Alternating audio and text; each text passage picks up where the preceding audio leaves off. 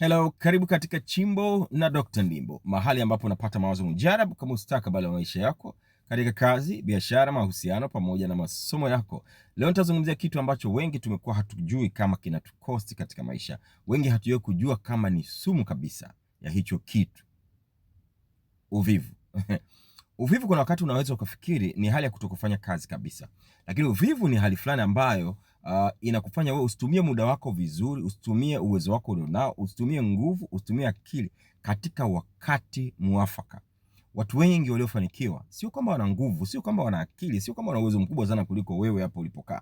Ila ni kwamba wao wanajua wana uwezo gani, halafu wanautumia uwezo katika wakati muafaka, katika wakati ambapo fursa ndio imejiibua namna hii. Manake ukweli ni kwamba uvivu ni sumu ambayo inaua ndoto zetu taratibu, inaharibu maisha yetu taratibu, sio ghafla, inaharibu taratibu. Mtu mvivu ni yule ambaye anatakiwa kufanya jambo, analiahirisha, anasema tufanye kesho, tufanye kesho kutwa. Mtu mvivu ni yule ambaye anatakiwa kufanya jambo, lakini afanye hilo jambo la maana, afanye hicho kitu ambacho kinaweza kuwa productive, lakini unakuta wakati huo ndo anaamua kuangalia kama movie kidogo, wakati huo ndo anaamua kuangalia kutembea kwenye mitandao ya kijamii kidogo, wakati huo ndo anaamua kuchat kidogo, wakati huo ndo anaamua kupiga visimu vile vitatu namna hii ambayo havina tija, haina tija kabisa. Ndugu yangu, tumia wakati wako vizuri, tumia wakati muafaka, wakati fursa inakuhitaji, sio kuwa mvivu.